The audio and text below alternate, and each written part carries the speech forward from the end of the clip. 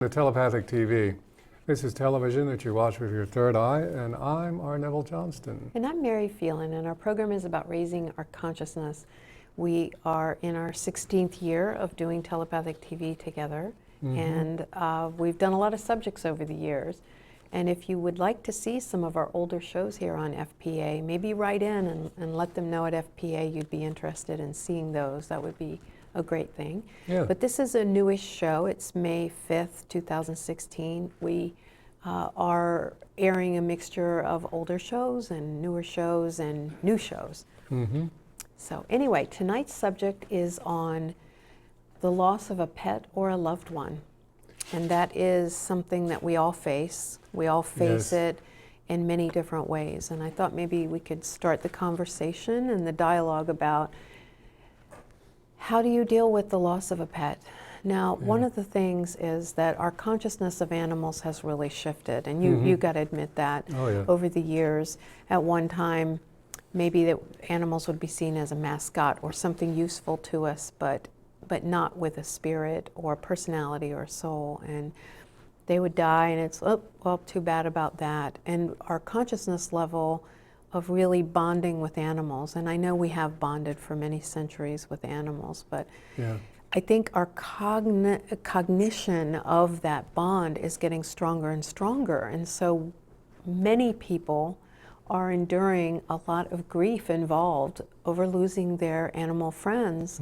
And there's not really a lot of resources out there. There are grief circles for losing loved ones, and we'll talk about that later too, but not really for pets. And one of the big things, and I'd like your opinion on all this too, but thought I would start us off with this specifically, is that many people now have the choice of putting their animals to sleep, is what we called it as kids. Some people say putting them down, and I don't know that there's any wonderful way to describe that, but I think it's a great thing that we have, because I think we should have it for humans too, although there's a lot of ethical lines there. But it's a hard thing to do, and we never really know. Did we do it too soon? Did we do it too late? Did the animal suffer for a long time needlessly when it could have moved on and been happy? And I don't think that there are any easy answers with that. We would need Solomon's wisdom to know that. But one thing that I've come to feel is that if we see the presence of the divine, whether we call it God or Goddess or all that is, or Buddha, God, Allah, or Jehovah, or whoever, the universe, whatever we call it, if we operate under the assumption that that force is guiding us in making every decision ultimately in the big ways, then we can find some peace about that. And so I would like us to start out addressing the pain, the guilt, and the questioning that people feel when it comes time to help their animal companion, friend, into their greater expansiveness. Well, James Madison, who's a very famous writer of the Constitution, actually, at the moment of his death, right before the moment of his death, said death was nothing more than a shift in consciousness. And I believe Thomas Jefferson had exactly the same thing to say a moment before his death. And that's a very, very different way to see it than we've been taught. We know near-death experience. We know a lot of people that have come, their societies based on near-death. Now, people join together because they've all had a near-death experience. And I don't think it's what anyone necessarily thinks it is, in that you could go to the other side and observe what you observed, but by the time you come back, you have to tell it in terms of what's here in order to be understood. And I don't know if it's necessarily in terms that are here. I think it has its own frequency, whatever word you want to put in there for that to happen. And so the idea of the shifting consciousness, the idea of death, is not what anyone really thinks it is, even those who have had the experience. I think it's something, because if you're going to stay over there, I think it's something completely different than the tourist crowd that goes, "Hi, no, where's the popcorn stand? Where's the souvenir shop?" You know. I'm planning on going back. I'm just here for a visit. Yeah, and like that. So, what that mystery is, I also don't think necessarily concerns us here. A lot of attention is placed on it, but I don't know how valuable it is to take your precious attention and focus it so out of the now. You know, that's never been necessarily the wisest thing to do either way. And this is from a lot of years of experience. Yeah, that's a good point. I know that I have seen many people being faced with that decision. Yeah. And I think what you're saying about knowing that it's a shift in consciousness and all that, I think we can easily and readily believe in that from a philosophical standpoint. We all philosophically believe that there's some life after death, and that we live again, whether it's through reincarnation or merging with the larger consciousness, or being welcomed into a kingdom of a heaven of some sort. Whatever it is, I think we can philosophically believe in that. But when it comes down to the moment of our actual passing, I think we transcend our belief system, and we go into this expanded state of a different kind of knowing. And I don't know what that is. I've had my version of those experiences, as you certainly have in your death experience, and many other people. But I think in the real way, when someone we love, whether it's a cat or dog or a horse or our parents or our sister or our wife or our mother or whatever, brother, we feel a lot of questioning, because we are so much in the heart that the head's reasoning doesn't always make it through to the other side. And when it does, it seems simple, it seems hollow, and it seems trite, even though they're very deep and meaningful to us before the loss. But when we are faced with these actualities, we become different, and that's proving something that I realized myself many years ago, that decisions aren't anything we sit and do. Decisions are always active verbs that happen in the moment. You can ponder forever whether you're going to do something, but in that moment, there is something larger that takes over and you answer. Like one time I was being offered a new job that was in a new line of work, leaving the old where I was a big fish in a little pond to being a little fish, starting all over again. But that had a potential I was looking for. And I was so torn. I bored my friends for an entire weekend saying, well, if I do this, I'll lose this, I'll gain this. It was impossible to compare. So I said, well, if it's not, like the expression, if it's not an absolute yes, then it's a no. Yeah, it's a very good expression. I just said, I'm not going to do it. I don't know. I don't know the answer to this. And the moment I pick up the phone, they offered me the job, and they said, are you taking the job? And I said, yes. And it was like in that moment, it wasn't like a being bullied or a fear or anything. It just, in a moment, there was a part of me that had a greater truth than my smaller part and just answered. And of course, it was the greatest decision by far when I look back on that. Not that we should compare them as being better or worse, they're just different. But I think that when that moment comes where someone we love or care about, our religion, our belief system is not always there to comfort us completely. I think it does a good job, but there's a moment when that intellectual belief system integrates with the heart and the sense of loss. Yes. And they merge, and when they become balanced, that's when we start our healing. Very well put. Yeah, I know you've helped a great many people over the years with situations like this. The loss of someone that you really care about, or an animal that you really care about, is devastating. It's something that it would be, in a way, I would prefer a physical wound, because I know how to heal that, even if it's extensive, but I know what that is, and I know what to do about it. But that's brilliant. yeah, And it was for many, many years they didn't recognize emotional abuse in people, only the physical. So you're Yeah. bringing up such a valuable point on another issue as well. yeah. So Yeah, and it is hard, particularly because there are times with our animal friends that we are put in a position to have to decide, is this the time we let them go?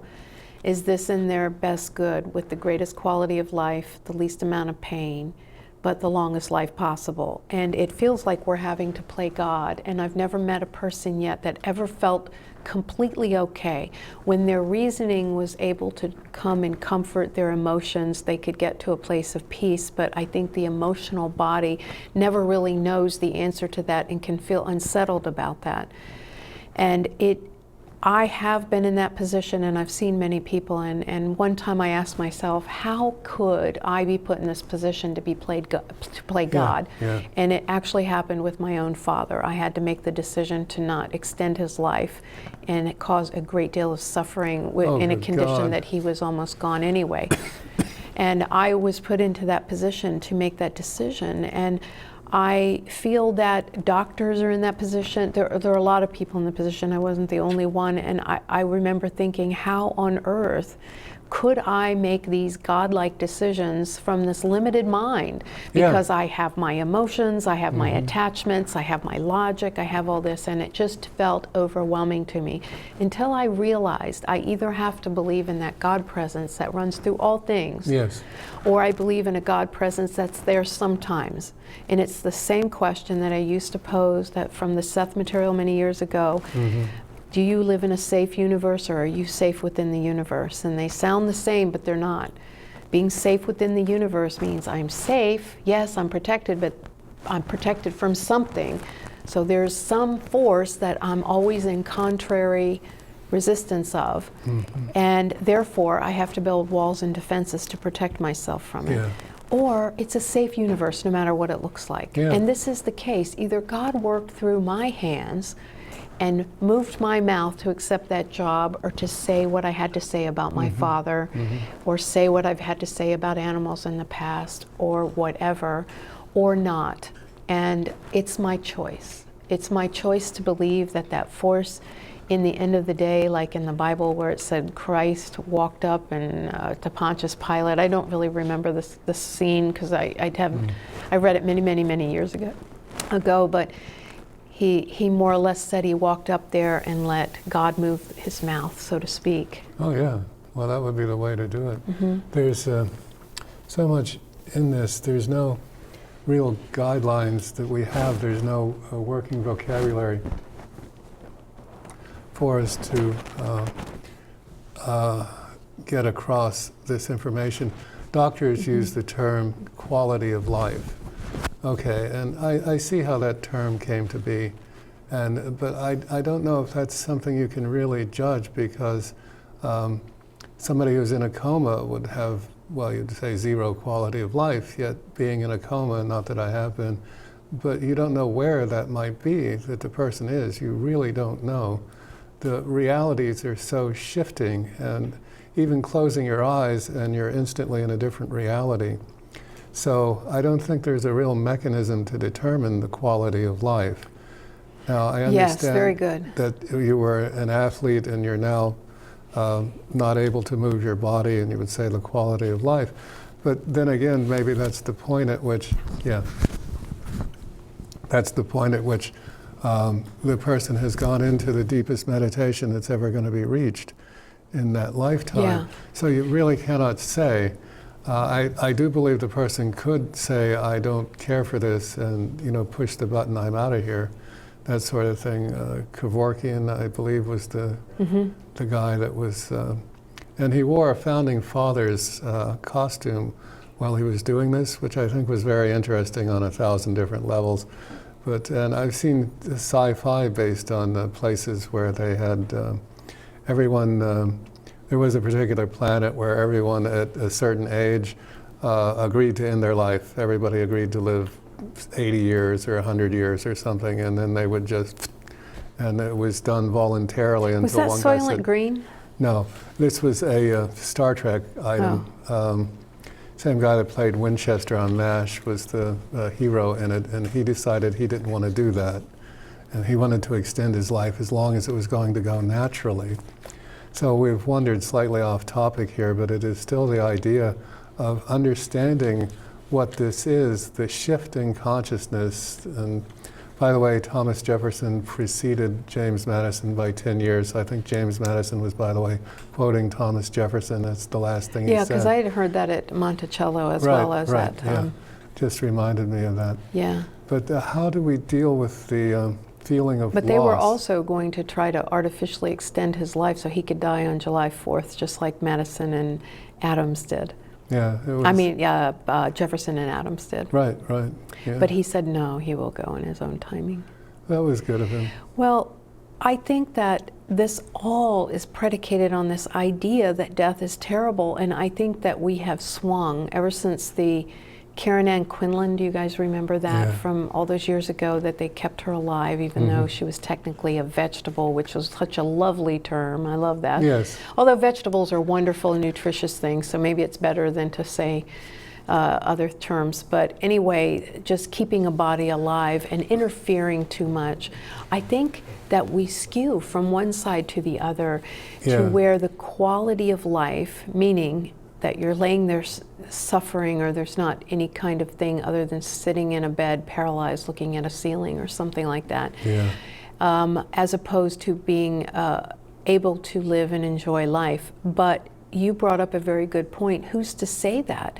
One Yeah. person may find it very valuable in their soul progression to lay in that bed and not be able to get up and not be able to move because they're working on things that are internal, and that's the perfect environment. They don't have to worry about any of these extraneous things, these external things, and they can go inward to a really deep degree.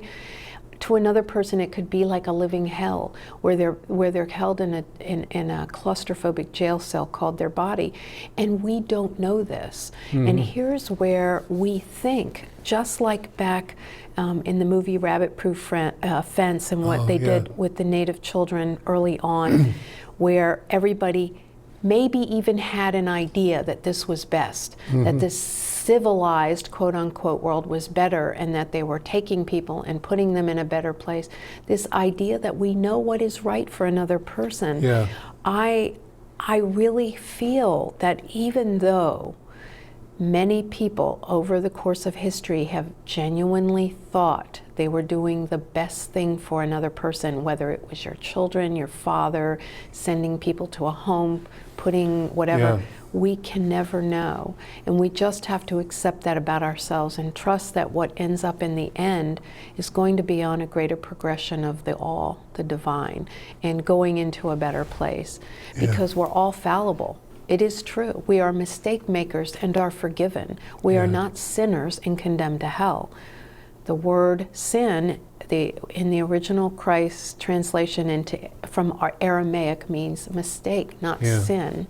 Right. And so we aren't sinners born to die sinners. We are mistake makers that are forgiven, and we must forgive ourselves as we forgive others, and others as we forgive ourselves. All those things have such a metaphysical translation to them. Yeah. And we must get to a state of forgiveness. So one of the things I wanted to do before we get afield over animals and get onto other aspects of people is I would invite people to tap with me. Excellent. We've all been in a position, and this is for any creature that you've been involved with, having to make a decision whether this was their end or not, or either by withholding some treatment so that they could die naturally, or had to sign a do not resuscitate for your parents, or had to tell the vet, yeah, I think it's now time, let's do this. Will you push them, make the call so the vet comes in, or whatever. Yeah. I would like you to open up to the idea of tapping with me. This is a process it's a fairly old process called EFT. I use it in my practice, but I use it in a different way. I go to core issues in a different way than your typical thing, but everybody's different. So even if you know it, tap along. And since I don't know personally what you're going through so that I could customize it to you, I'm going to keep it general. And all you have to do is tap on these points that I'm going to show you real quick, which is the side of your hand, top of your head, inner part of your eyebrow, outer corner of your eye, under your nose, under your bottom lip, and on the collarbone, the knobs at the base of your neck. And I'm going to try not to hit the microphone. And then back to the side of your hand. There are more points, but yes, and if you would like to join in with me. Oh, I would love to. Okay, and simply you repeat after me, and if you're in a place that you can't say it out loud, just say it in your heart or in your head. But if you can say it out loud, that's good. And it goes, even though I had to make that decision. Even though I had to make that decision. I am open to forgiving myself. I am open to forgiving myself. Even though I made that decision. Even though I made that decision. And I am terrified I made the wrong decision. And I am terrified I made the wrong decision. And sometimes it keeps me up at night. And sometimes it keeps me up at night. And it makes me terrified that I did the wrong thing. And it makes me terrified that I did the wrong thing. And let this beautiful being down. And let this beautiful being down. As if I betrayed them. As if I betrayed them. I love and accept myself anyway. I love and accept myself anyway. I didn't want to be in that position. I didn't want to be in that position. But I was put in that position. But I was put in that position. And I really did do the best I could. And I really did do the best I could. I sure wish they could forgive me. I sure wish they could forgive me. Because I can think of 100 different choices now. Because I can think of 100 different choices now. And I feel like they thought I betrayed them. And I feel like they thought I betrayed them. But I'm open to the idea. But I'm open to the idea. That they knew what I was going through too. That they knew what I was going through too. And that ultimately the right thing always happens. And that ultimately the right thing always happens. And maybe it's okay to forgive myself. And maybe it's okay to forgive myself. And take this pain that's been sitting in my stomach.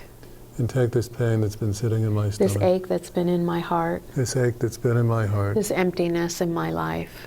This emptiness in my life. And all throughout my body. And all throughout my body. And forgive myself. And forgive myself. And forgive them. And forgive them. And forgive the universe for putting me in that position. And forgive the universe for putting me in that position. And forgive me for not being Superman. And forgive me for not being Superman. Or a miracle worker. Or a miracle worker. That could save them. That could save them. Even though I've been carrying this pain. Even though I've been carrying this pain. And it feels like if I let it go. And it feels like if I let it go. I'll be betraying them. I'll be betraying them. Because how could I go be happy? Because how could I go be happy? When they're gone. When they're gone. Even though I'm keeping me from being happy. Even though I'm keeping me from being happy. Because it feels like I'm withholding love from them. Because it feels like I'm withholding love from them. Or betraying them. Or betraying them. I'm open to the idea. I'm open to the idea. That my suffering will not make them happy. That my suffering will not make them happy. And my suffering is not love. And my suffering is not love. Because love always feels good. Because love always feels good. I choose to send love to this beautiful being that I love. I choose to send love to this beautiful being that I love. And that love comes in the form of my healing. And that love comes in the form of my healing. And my happiness. And my happiness. And it raises my vibration. And it raises my vibration. And I'm closer to them. And I'm closer to them. I open to the idea. I open the idea. That I really did the best I can. That I really did the best I can. Best I could, and I'm always doing the best I can. Best I could, and I'm always doing the best I can. And I am opening the door. And I am opening the door. To deep and complete forgiveness. To deep and complete forgiveness. For myself and the universe. For myself and the universe. I love and accept myself. I love and accept myself. Now take a deep breath. And maybe you connected with part of that. Maybe you connected with all of it. Maybe none of it. Whatever the case, even if you feel like you didn't connect with it, you're welcome to pause this and rewind that and watch it over again. Do it a lot. And what you will find is that you will simply just be in a different place with the whole thing. And it will change and impact all areas of your life. Any area that you are withholding happiness, let's say it's a relationship that you're not allowing in your life because on that deep level, subconscious level, you're believing that if I'm happy in this relationship and I move on, I'm leaving them behind. I'm leaving this beautiful being behind, and they're gone, and I'm up here having fun, and how could that be? And you don't even know it, and you don't even know that that is operating in your life. There are so many things we carry around, and this is what I've done with people for a lot of years, and I could tell you 1,000 stories. Maybe I'll do a show on it soon. It is a powerful, and to me, the best way to release this stuff. And it sounds simple. Sometimes people come and they kind of laugh at it at first, and then they go home and they go, I can't believe it. I've just felt better ever since. Yeah, and that's another thing we're not allowed to do, is heal from any of this. You have to carry this sack for the rest of your life. And that's just simply not true. I've seen you in an hour just change people dramatically. Yeah, and happy, radiant beings. You too, in your own, all the things that you do with your helping people to release spirits and things. It's very much the same thing on a different level. And I really feel that the nature of our healing is coming through this avenue. There aren't enough therapists also. So I do think that there is a place for traditional therapy. Some people really need to go that route. But there's so few of them because it's so hard to become these counselors, healers in the traditional path. And I think that's a blessing because it's forcing people to open up to it in a different form. Oh, absolutely. Yeah, wow. Okay, so I really hope that if you've been in a position where you've had to release your loved one into what you don't even feel like you don't have enough information, that you can't see into the future to know if I had let them go on longer, would that have been a bad thing for them? Or if I had done it quicker, would I would have saved them? Let it go now. Let it go, because the energy of God, the divine, the universe, all that is, worked through you and the right thing happened. And so allow yourself to live, because you are to be here and you are to live, and to live the rest of your life. And it's not in a state of denial either, where you deny yourself what you came here to experience. This is honor them, create a memorial of love and happiness, and remember them with joy instead of guilt or sadness. That's very important. So now, saying goodbye to loved ones that it wasn't really your decision. Maybe about saying goodbye to loved ones when it was a shock. Now, very much, this would correspond with you when you had your death experience. You were shot. Which was so shocking. I thought maybe you'd like to say a little bit about that, because I think when something like that happens, it is a very shocking thing, not only for the person that experienced it, but the people in your life. When it's an illness, it's kind of this, it's never easy when the moment comes, but it's a little different when it's severed like that. Yeah, it's like a spike or a snipping of the line. And the experience of going to the other side, which I've spoken many times, and you can find it on other broadcasts, other things we've done. The other side is, it's popularly called Summerland, where you go to a place where you essentially, it's like a Buddhist temple. It's a place of peace where you have an elder, you have a counselor that begins to explain things that happened in your life to you, so that you can get a different perspective on what went on. There's, in doing so much past life therapy for so many years, I came to the conclusion that whatever past life you wander into when we go back is so similar to the one that you're living, that simply all you're going to do is see the same situation you're in now, where you made a different decision, and then you see the permutation of the different decision to give you enough education about this life in order to better decide what can go on for you. And it's an important thing to do, to see the change points that do exist, and it is possible. We have always taught that decisions are not to be feared, because regardless of what decision you make, there is a method by which you can make a different decision in that same place. So if you have made a decision that has resulted in a great deal of grief, then you can make a decision in which you don't have to continue to process information in such a way that it is a grief. You know, as if you go, that's well said. And you've said to me, please remember the good things about who that was or what that was. Remember the times. Yeah, like when Alex passed, our cat, And I started to go over all those times where I was busy and he wanted me to rub his head and I was typing and I would just pat him for a minute and move my legs because I was trying.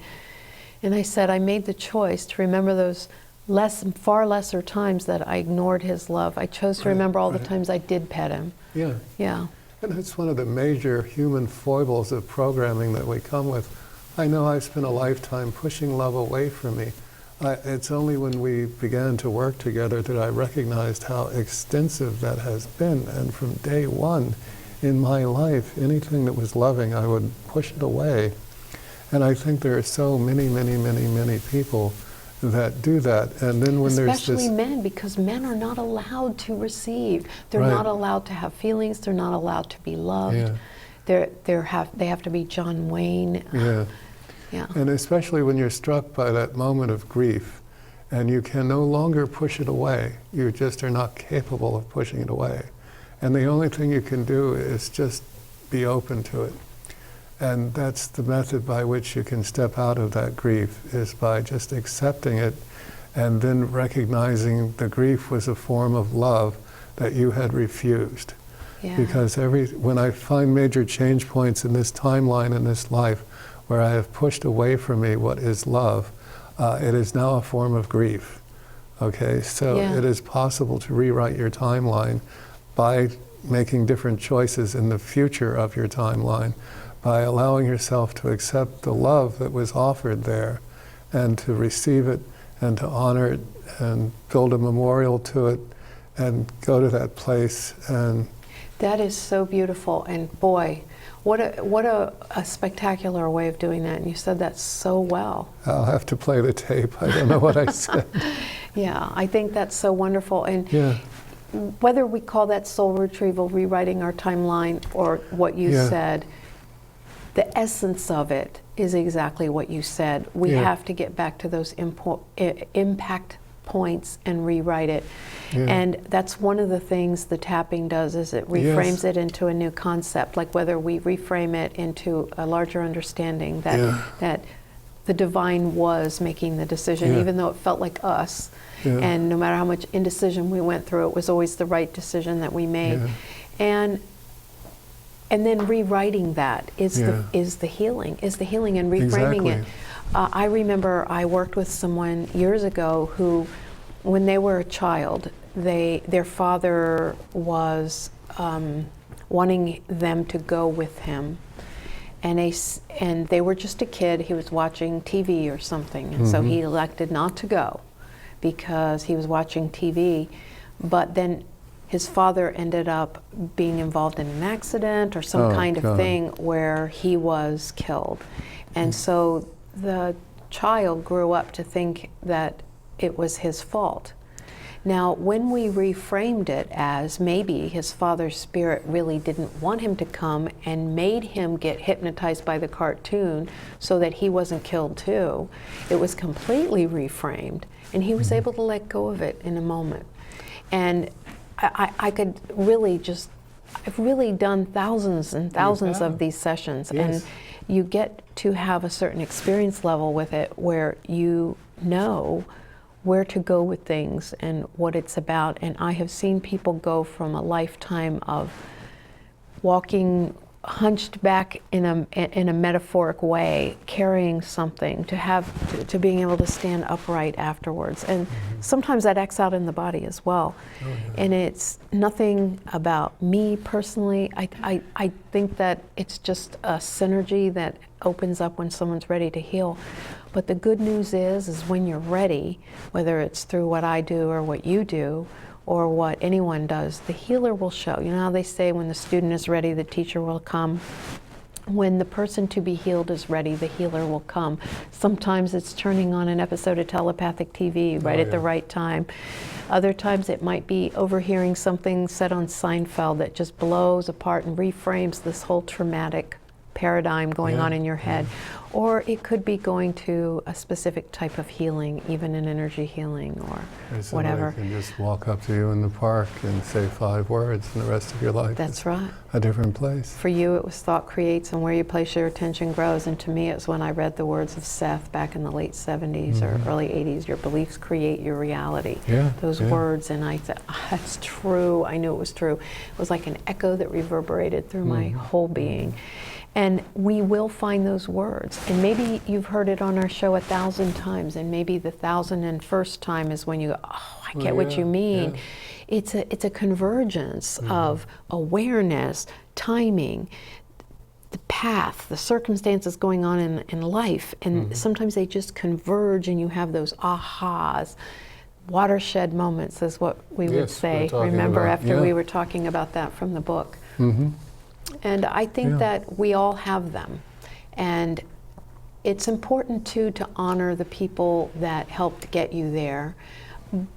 But I think we've gotten a lot of, I know we're getting off the subject, but we've gotten very intellectual about those aha moments because we want to catalog them and write them into books so that we can be famous or whatever. I think that's, maybe we'll do a show on the ego in the spiritual development. But I think that one thing that we've lost, like when we first met in the year 2000, everybody on their spiritual path would just sit and they were just interested in learning and absorbing. And I think we've brought so much of our work world into it where we have to perform and create and manifest and become. And be better than the other guy. That we're losing that comfort. And so grief is a lot harder from that place. Okay, so that loss, dealing with that loss that's abrupt, there's a different component to it because we don't have time to prepare. And there's this spinning of wheels because we are very much creatures of habit. And we walk in and we see our little dog sitting there every morning waiting to go for a walk or whatever. And it's not, they are not there anymore. And we then beat ourselves up for all those times that we went, oh, I don't want to take you for a walk. It's raining. Why are you there? Why do you have to go for a walk? And we feel that way, and then every time we felt that way, we go over it and over it in our mind. It's like, why didn't I just do that? Whether it's our dog or our mother or a child or a brother, it's like all those times.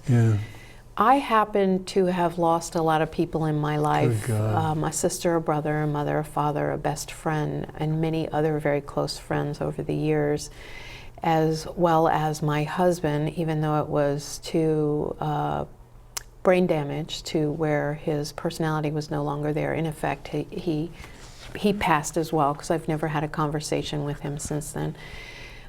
There have been a lot. There have been a lot of things, and other people extremely ill. And so I have a lot of experience from the other side of it too. And one of the things that got me into doing this kind of work is I felt like, what do you do with that feeling?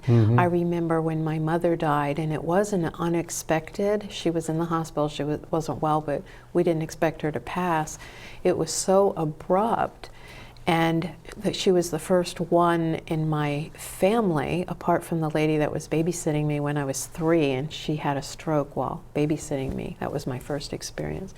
I've been exposed to a lot of that, and I know it was training for what I do now, speaking with people in spirit, but I didn't know what to do with that pain. So I just kept working hard. My life was very hard, a lot of hard work, and I kept working through it, and I think that's what we do with our pain. We don't know what to do with it. It's too big to process. We just work through it. We keep going to work. We volunteer for overtime, or maybe we start having a glass of wine after dinner to relax, or we do something to cordon it off. And I think we compartmentalize as a protective measure, like a cyst would form around a foreign body. I think when the trauma's too large, we don't really know what to do with it, and this tapping technique is the thing that really gets it to go. And we are creators of tools. You and I, this show is creator of tools, and that's a very important one.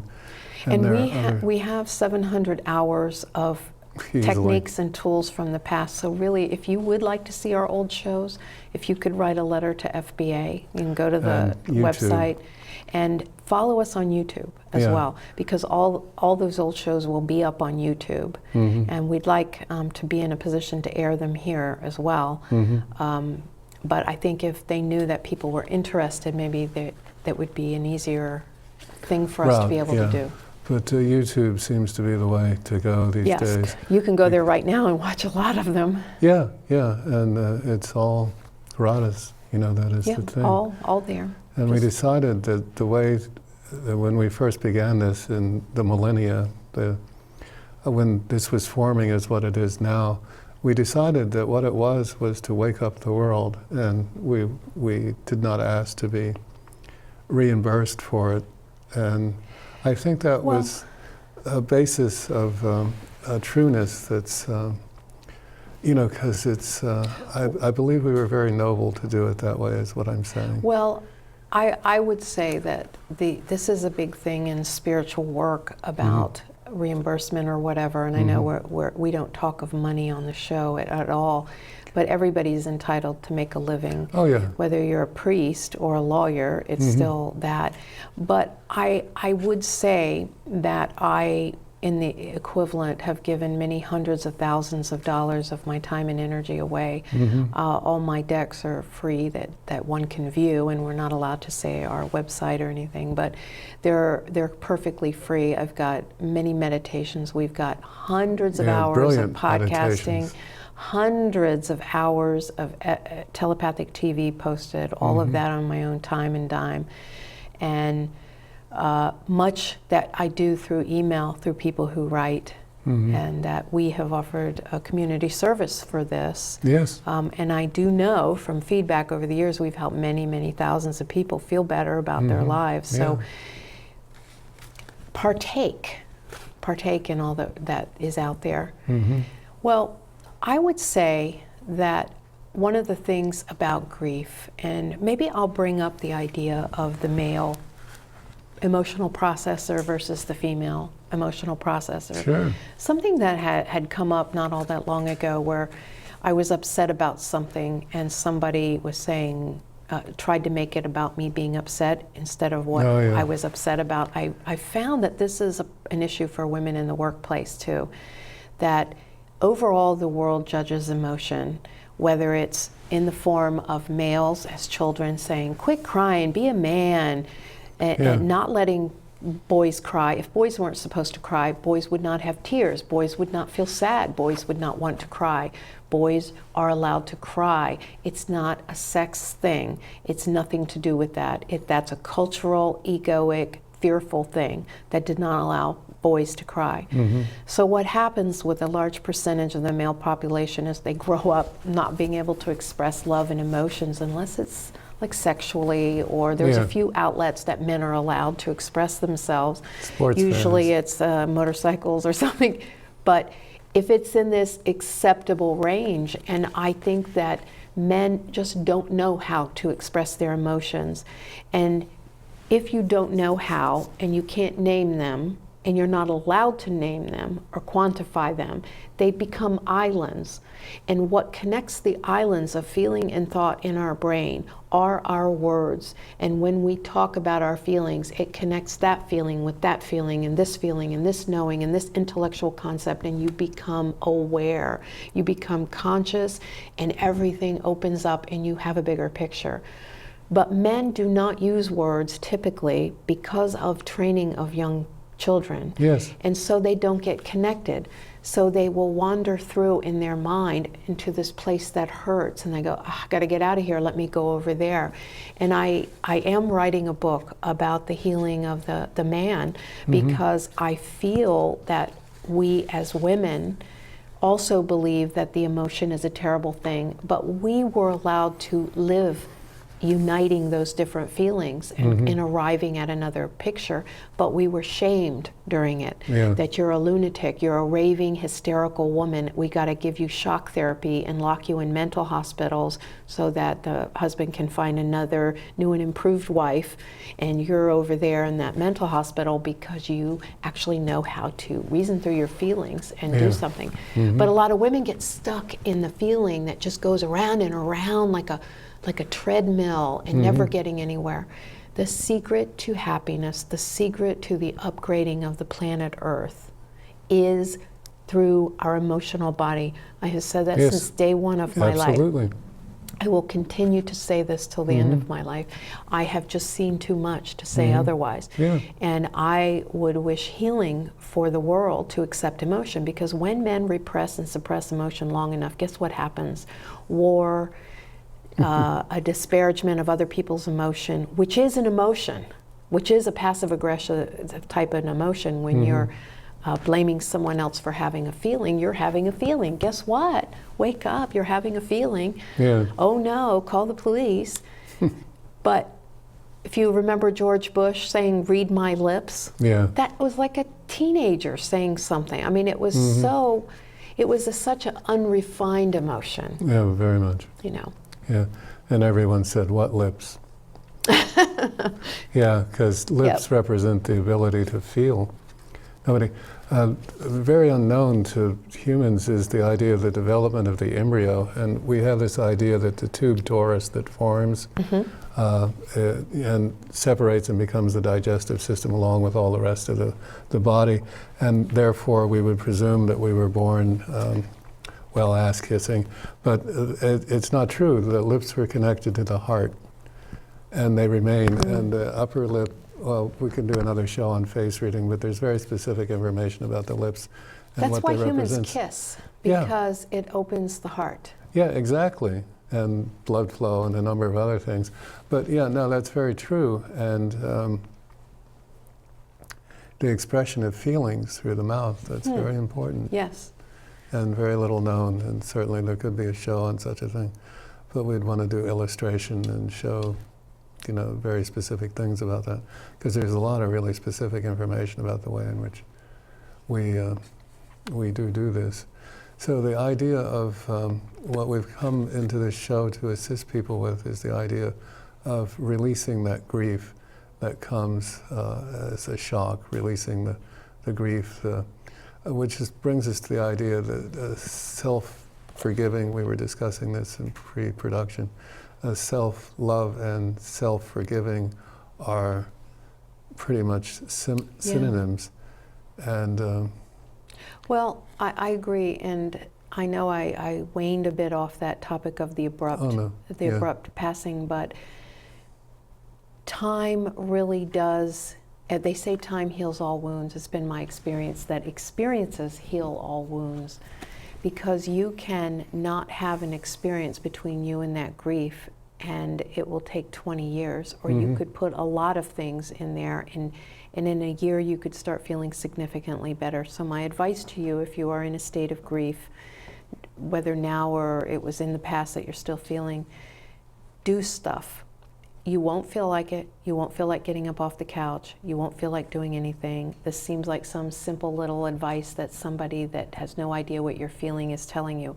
I am telling you, the more experiences you put between you and that, the better you're going to feel. It's not really time. It's just time holds experiences. If you put a lot of them in there, it's going to take less time.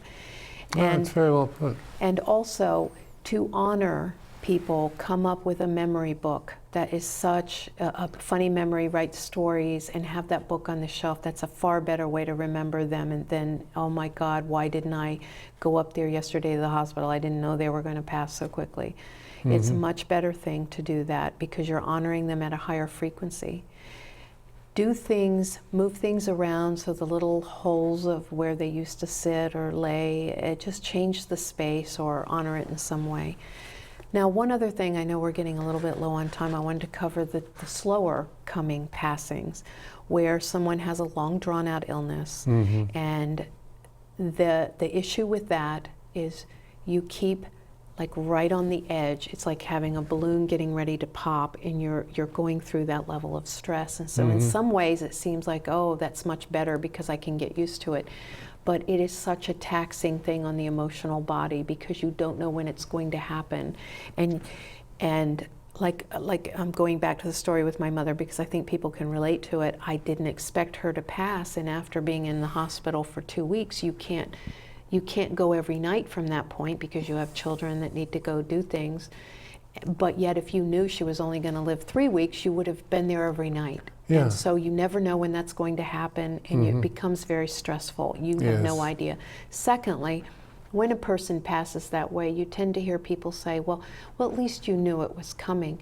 And that diminishment of the grief because of that belief that, oh, it's shocking, that's more of a grief than this long illness, even if it's for a 90-year-old person that lasted 10 years, it's still the ending of that particular way of relationship. So it carries its own hardships, and you get used to being in that place where they are dying, and when they finally do, you feel guilty that there's a relief that you're out of the diligence and the hard work you've had for all that time trying to deal with coping. And you go, oh, I'm a little bit relieved, and then you go into guilt. And I would like to absolve you of that guilt because everybody does, and you didn't want their end. You wanted the end to the hardship, and that's okay. Well, guilt can be flawlessly logical. And the way you can tell the difference between guilt and flawless logic is that the flawless logic can ride on, as you would say, a carrier wave of love. You can feel love in it. But if it's guilt, there is no love. There is only recrimination. There is only a demand for sacrifice. There is only a bottomless pit that it presents to you. That once, when we were working early on, you were talking about the true, earlier on in the language codes I had said that it was possible to go from guilt to innocence, but no, because, did you? Oh, sure, I'll just say it real quick. Yeah. I said what tends to happen is people get stuck in guilt forever, and their life is horrid, or they go from guilt to innocence, and then they've learned nothing, and they go and repeat that over and over. Exactly. So I said guilt has to, you have to go through guilt to become, so it's not just going straight to innocence and not going into guilt because guilt's so toxic, it's using it to have compassion. Yes. But compassion brings understanding, understanding brings a wisdom, and the wisdom brings true change. And when you are truly changing, then you can become innocent again. Yeah, so guilt is there to remind us about the idea of compassion. It's the first step toward awareness. Yeah. But it's not the only step. And you don't stay there. Right. Yeah. Yeah. No, so that's a very, very different way to see all of this, and thank you for You're welcome. Thank you for airing hearing that. me. Yeah, yeah. No, that's a very important one. And I'm lately thinking, because of a book I'm reading, that guilt could be considered to be an independent entity as such, that is aware, has an incredible awareness. And once it finds some circumstance that it can feed off of, then it attacks the person it feeds off of. So everyone who's feeling guilty is feeding this entity. And it makes it a very different thing, because an entity you can take by the throat and refuse its existence, like that. Now, I understand what you had just said. And I think you're hitting the nail right on the head. Yeah. Because guilt actually became, well, one of the uses of guilt where the church was also the government, and it controlled people by guilt. Right. Like the boogeyman will get you. It's like you will feel guilty. You will be shamed if you do that. Right, and then the words that are just And it became a viral program. Yeah, the words that are just guilt manipulation. You know, this entire method, and so it's not just excluding the words, it's recognizing guilt as, and there's a lot of things we think of as just there, but they aren't. They're actual beings. Absolutely everything is alive. There is nothing that's not alive. nothing. I don't care if it's formica that's been made to look like wood. Okay, that is a living being. It is. And you see in the original peoples throughout the world, they regarded everything as something you had to have respect for, and you were required to make it your friend. And once it was your friend, then you could be so bold as to ask for a favor of it. You know, the early visions of the sky, and you don't want it to rain, you don't say stop raining, you go, you know, please excuse me, I would really love it not to have it rain just now. Is that possible to do? And I love you for being the sky, and I love you for being the clouds, and I thank you so much, and I will be your friend, and you can ask a favor from me. And then it stops raining. Wow. It's a very, very different way to see from the intellect that we get, which is directly Atlantis, versus the feelings, which is directly Lemuria. Oh, yes, and you are so right. It's the feeling. It's like Carlos Castaneda, where Don Juan told him to run up this mountain path in the middle of the night, and he goes, "Are you crazy? I'll fall off." And he says, "No, just trust. Your feet know where to step. They don't want you to fall off. You let your feet carry you all day, and you're fine." And I remember a book, Rolling Thunder, by Doug Boyd, that I read many years ago. And I remember one of them was that how our mindset can attract a bee to you, or have the insects leave you alone. And I practiced that for many years, where I would go out and I would let the waveform go out, and gnats never bothered me, no flies. And also with raindrops, that you could walk between the raindrops. Exactly. And I would do that every day, and many, many times I never got one drop of water on me, even though it was pouring down rain. And Excellent. there are so many things you can do when you go from that place, where you're just feeling it, letting it happen. Yeah. No, and this is pretty much the... Okay. We want to thank you for tuning in. Check us out, YouTube/Telepathic TV, or there are things on a website we're not allowed to announce, where all of our archives are stored too. But Right. And your iTunes. meditations and your